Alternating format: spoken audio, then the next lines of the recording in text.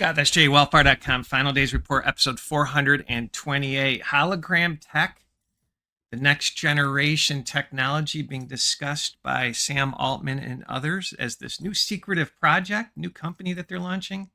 Is this the image that speaks that will replace the cell phone? Off camera today, but the first story I want to cover, folks, this MOTB system is running so fast. Buried in Trump's big, beautiful bill is a clause that would ban states from regulating artificial intelligence for 10 years. They're making their move. Probably 30 to 40% of our podcasts have talked about AI as the little all-knowing God. When you're hooked up to this artificial intelligence with biodigital convergence, the brain-computer interface, you'll just be a mind control slave. Everything will be measured. Every node of grass will be measured. Google 3.0, the final government, according to Klaus Schwab. Doge is E-God spelled backwards. This is nothing short of technocratic digital rule. And then you need to think about central bank digital currencies. FedNow that measures everything. ID 2020. All of this comes into play. And Stargate, Starlink. This is iron mixed with clay, my friends. And you couple it with Trump's trip to Muslim nations, pushing AI everywhere. You couple it with Israel IDF high-level soldiers working for Meta. I mean, it's one big club. It's one big club, my friends. But here's the hero story I want to cover. I'm going to play a video from Antichrist 45, Brother Paul's channel. He talks about the secret device that is going to be unleashed, and Sam Altman and another high-powered techie executive that I guess is involved in the iPhone creation is basically going to talk about their next thing that they're going to launch. I think they're talking about a hologram, and then I'm going to read an article next that talks about this convergence, this biodigital convergence that's just creepy beyond belief. But as I play this 7-minute video, I want to read Revelation 13:15. And he had the power to give life unto the image of the beast, and the image of the beast should both speak and cause that as many as would not worship the image of the beast should be killed. I think this image of the beast from the dream I had is a hologram, and the Antichrist with a fake resurrection will be tied up to artificial intelligence. This is the dream I had in 2008, and then will show up as a hologram. And so is this hologram technology? Because they're talking about not needing screens. Will a hologram show up and be your screen that you can actually maneuver in midair? I don't know. This is just kind of my 2 cents on this. How will this take over the cell phone, your AI assistant? It's a little device. I think it's going to project a hologram. What do you say in the comments? Let's roll it. Yesterday, the Wall Street Journal posted a short but fascinating article about a mystery device that OpenAI chief executive Sam Altman is developing with Johnny Ive, who was the chief architect of the iPhone. The article referred to what are called AI companions, and Altman's plans to ship 100 million of them, hoping they will become a part of everyday life. Now, AI companions already exist as software or applications designed to simulate human-like interactions, and, as the name suggests, they can provide companionship through AI, at least virtual companionship. However, the new device that Altman and Ive hope to release next year takes the AI companion to a new level. Let me show you what I mean. First, here are 2 quotes from the Wall Street Journal article, and then I have a short video of Altman and Ive speaking. I'll put a link below to both of these. The product will be capable of being fully aware of a user's surroundings and life, will be unobtrusive, able to rest in one's pocket or on one's desk. The journal earlier reported that the device won't be a phone and that Ive and Altman's intent is to help wean users from screens. Altman said that the device isn't a pair of glasses and that Ive had been skeptical about building something to wear on the body. If that rather opaque description of this device doesn't reveal much, here are a few short clips from a video on OpenAI's YouTube channel in which Altman and Ive discuss what this new device will be and that their new company will be called IO. I think we have the opportunity here to kind of completely reimagine what it means to use a computer. We are sitting at the beginning of what I believe will be the greatest technological revolution of our lifetimes. I have a growing sense that everything I have learned over the last 30 years has led me to this place and to this moment. 2 years ago, John and I started talking about what the future of AI and new kinds of computers was going to look like. I was running OpenAI. Johnny's running a design firm called Lovefrom that had established itself as really the, I think, densest collection of talent that I've ever heard of in one place and probably has ever existed in the world.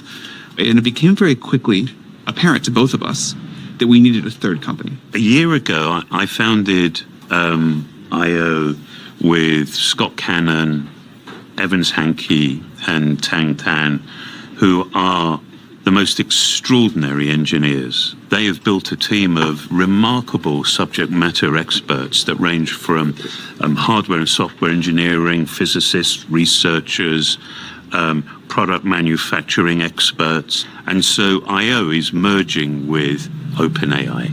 Formed with the mission of figuring out how to create a family of devices that would let people use AI to create all sorts of wonderful things. The first one we've been working on, I think, has just completely captured our imagination. You know, Johnny called one day and said, "This is the best work our team has ever done." Yeah. I mean, Johnny did the iPhone. Johnny did the MacBook Pro. I mean, these are like the defining ways people use technology. It's hard to beat those things. Those are really wonderful. Johnny recently gave me one of the prototypes of the device for the first time to take home, and I've been able to live with it. And I think it is the coolest piece of technology that the world will have ever seen. The products that we're using to deliver and connect us to unimaginable technology, they're decades old. Yeah. And so it's just common sense to at least think, surely there's something beyond these legacy products. We have like magic intelligence in the cloud. If I wanted to ask ChatGPT something right now about something we had talked about earlier, think about what would happen. I would like reach down, I would get out my laptop, I'd open it up, I'd launch a web browser, I'd start typing, I'd have to like explain that thing. I would hit enter and I would wait and I would get a response. And that is at the limit of what the current tool of a laptop can do. But I think this technology deserves something much better. I want this to be democratized. I want everybody to have it. I don't want it to be the tiny percentage of the population that figures out how to use bad tools and is really smart. I want anybody to say, hey, I have this idea, and make it happen. You talk to people who use our latest model and say this is like genius level in every field, and you just have to put in the work to like pull it all together. But if you have a hard problem, you can have this like team of geniuses in all of their different disciplines, and they report, I'm 2 or 3 times more productive as a scientist than I was before. I'm 2 or 3 times faster to find a cure for cancer than I was before because I have this incredible external brain. That just didn't exist 6 months ago. I think this will be one of these moments of just an absolute embarrassment of riches of what people go create for collective society. I am absolutely certain that we are literally on the brink of a new generation of technology that can make us our better selves. So here are a few quick takeaways on the video you just watched and the Wall Street Journal article. This mystery device is still about a year away. It is not a phone nor wearable technology such as glasses. It is designed to be your third primary device alongside your laptop or desktop and phone. It will enable anyone to easily and immediately use AI for any idea or project. In the video, Altman referred to this mystery device as giving us access to an incredible external brain and how that possibility didn't exist just 6 months ago. But as lofty as their intentions might be, in potentially having 100 million people access this incredible external brain, the fact is that scientists have been warning us about AI for several years now. We don't really have a handle on controlling this technology or any concept of where it might go, or even what doors it might open to unseen worlds. But in about a year, millions of people will have their very own Pandora's box. What comes to mind too is Meta, this third space, your digital twin. I can see a hologram showing up with the Antichrist. I can see your digital twin hologram. All of this just seems to be morphing in to this bio-digital convergence. Do you see it? This screams image of the beast to me, my friends. And I was doing research. It gets even more creepy. This is from Psychology Today, talking about this invention. Are Sam Altman and Johnny Ive creating cognitive hardware? Perhaps the new tech heading our way will be a device for thought itself. What? Let's read. One is the architect of modern AI landscape, the force behind Chat GPT, the scaffolding of synthetic thought. The other is the design mind who sculpted the iPhone and Apple Watch, and arguably the emotional resonance of personal technology. Now they've joined forces. OpenAI has acquired Ive's design firm, Loveform, for $6.5 billion in stock. And they have been working on something quietly, deliberately for 2 years. The cognitive age, as I've argued many times, large language models don't just inform our decisions, they shape the architecture of our thought. They scaffold memory, catalyze creativity, and even prompt self-reflection. But right now, assessing the intelligence still creates friction. Really? Accessing that intelligence creates friction? See, marketers and everybody's like, what's the problem to solve? We need to unlock a phone, type a prompt, think in syntax. The future is a device that dissolves that barrier entirely. What Altman and Ive might be building is a cognitive anchor, an ambient, context-aware object that lives on our desk or in our pocket. Always turn to your environment, your intent, and your evolving cognitive state. This sounds like a nightmare. It may have no screen at all. It may respond to voice, glance, or presence. It may offer proactive insight for reactive answers. It will be silent when it should be, unless you're hooked up to it with brain-computer interface, biodigital convergence, and intelligence enough to know when to speak. I mean, there's a lot to unpack there, but bottom line, people are going to give away their free will to this artificial intelligence monster. It's getting there, my friends. All right. If you follow our ministry, I had a dream of these central bankers that were Jewish. We're going to do false flags on Jews. You can go back and listen to the dream where, and I've always said, if you're Jewish, have your head on a swivel, because and false flags does not mean somebody did not die. But it happened a while ago, but just the two Israeli embassy staffers, so get this, they're Israeli embassy staffers shot dead outside DC's Capitol Jewish Museum. So you have a double hit, because the man was Christian, supposedly. It's reported. So they're taken out. And what happens? And all of a sudden, they're pushing for anti-Semitic laws. This is nothing short of doing two things: banning the Bible and censoring the internet. This is from the Jerusalem Post, how the Council of Nicaea intensified anti-Semitism and a Bible ban. Congress moves to ban parts of the Bible that mention Christ being killed by Jews.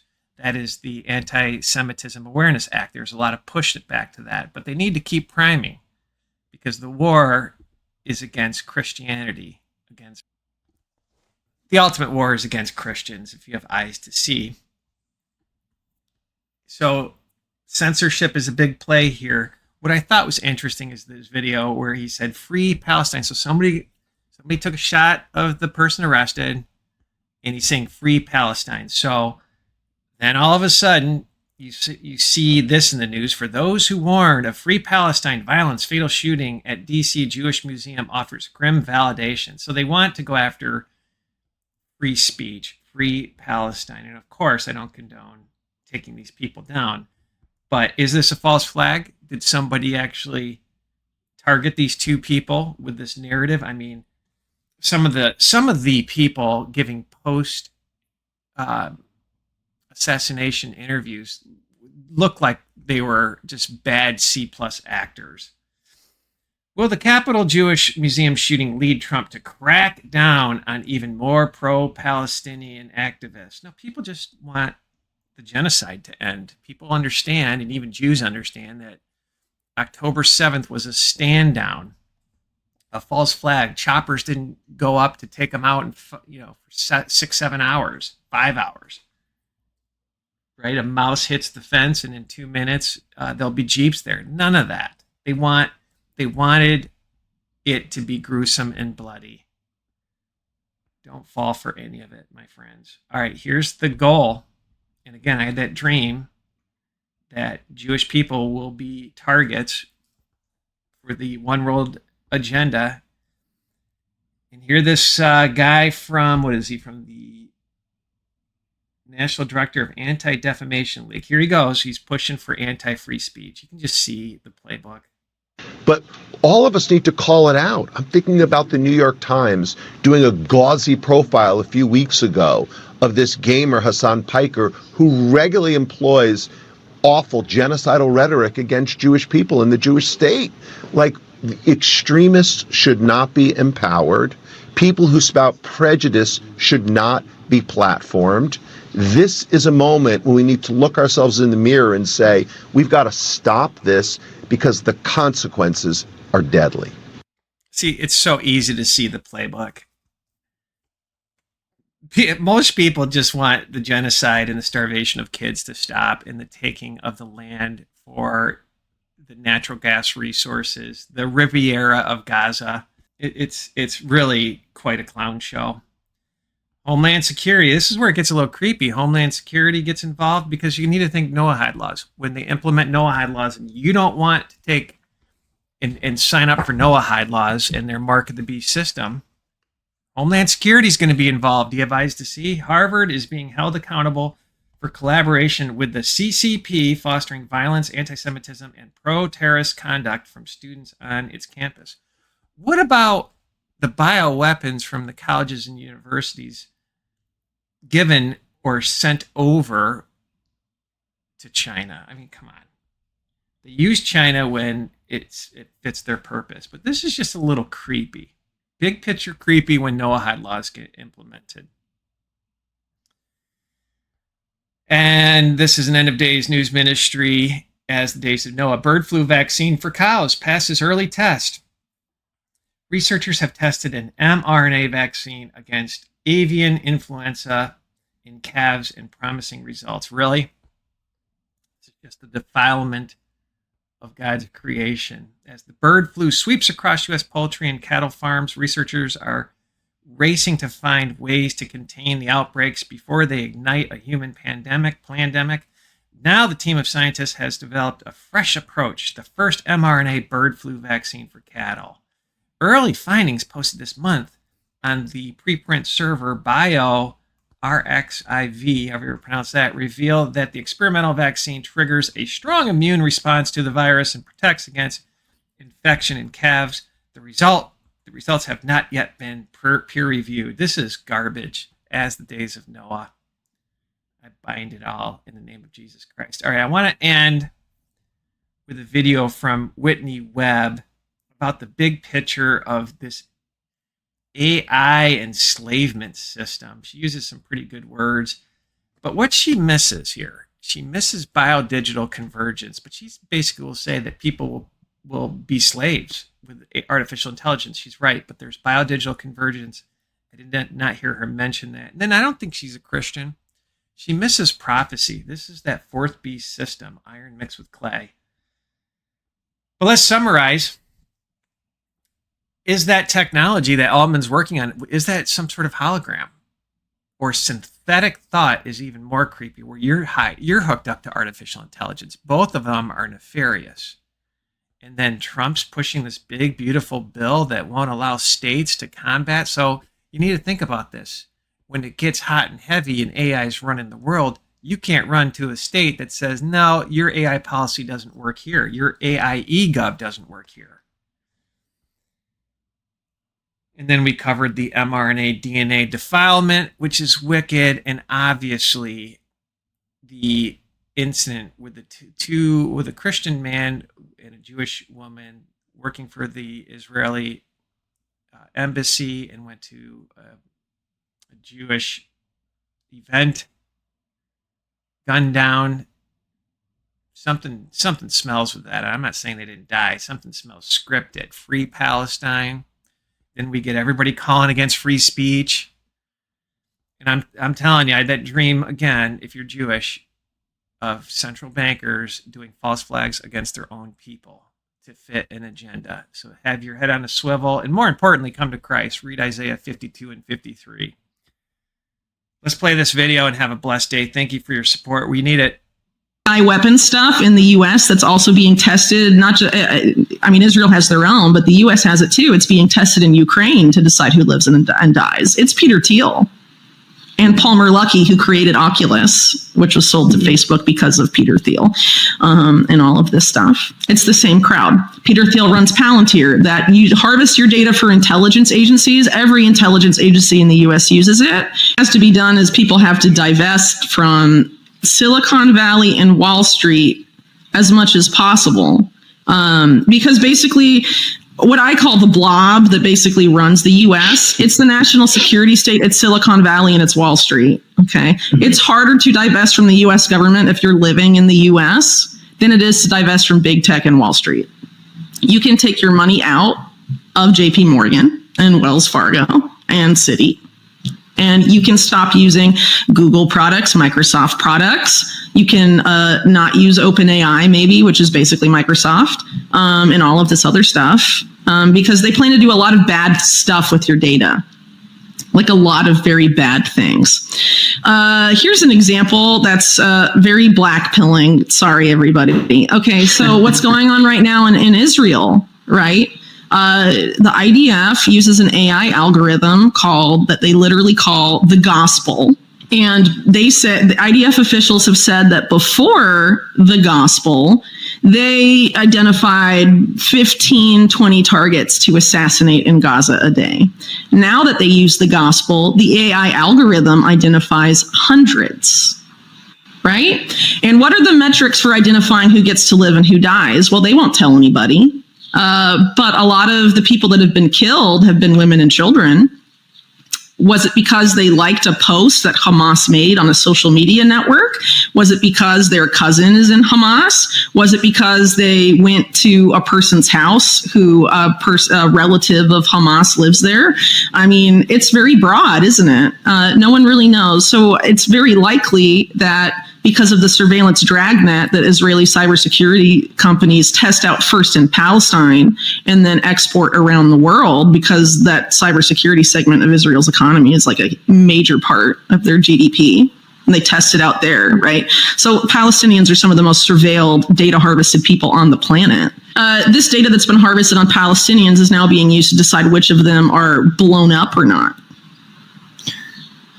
Yeah. What happens when we get to that point? Do you know who runs the AI weapon stuff in the U.S. that's also being tested? Not just, I mean, Israel has their own, but the U.S. has it too. It's being tested in Ukraine to decide who lives and dies. It's Peter Thiel and Palmer Luckey, who created Oculus, which was sold to Facebook because of Peter Thiel, and all of this stuff. It's the same crowd. Peter Thiel runs Palantir, that you harvest your data for intelligence agencies. Every intelligence agency in the US uses it, and it profiles people, and they can label you as subversive. And Palantir is the outgrowth of total information awareness that I mentioned earlier. Palantir was literally created to replace that. It's involved with the border stuff too.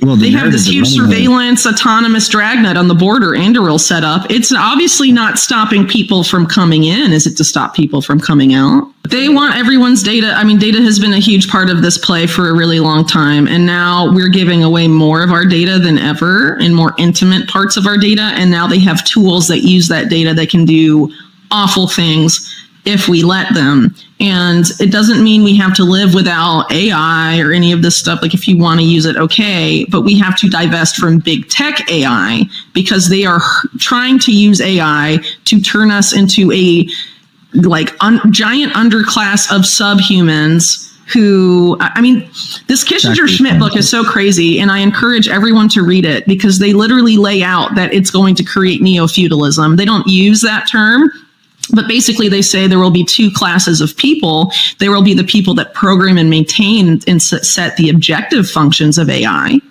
And then there will be the people that AI acts upon who lose the ability to understand what AI is doing to them. Yeah, that's neo-feudalism, but obviously it's big tech and everyone else is essentially what that is. And the people who set the objective function, I'm sure, will be like existing oligarchs and existing power elites. Yeah.